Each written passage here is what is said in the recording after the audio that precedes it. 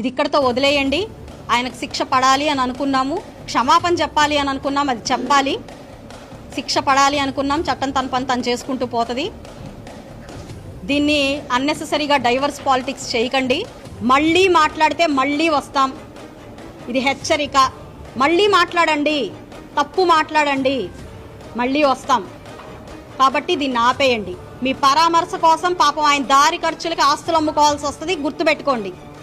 ఇది కనుక రిపీట్ అయితే ఒకళ్ళం కాదు, ఈసారి ఒక మహిళని మీరు అవమానించినందుకు గుంటూరు మహిళ గల్లా మాధవి గుంటూరు మహిళలను వేసుకొని మిమ్మల్ని క్వశ్చన్ చేయడానికి వచ్చింది, గుర్తుపెట్టుకోండి. ఇదే మళ్ళీ మీరు పదే పదే గనక ప్రవోక్ చేస్తూ డైవర్స్ చేస్తూ మితిమీరిన వేషాలు గనక వేస్తే ఈరోజు గుంటూరు మహిళ కాదు, ఆంధ్ర మహిళ వస్తుంది బయటికి. మీరు అది గుర్తుపెట్టుకొని వ్యవహరించండి. ఇంకా చాలు, దీన్ని ఆపండి.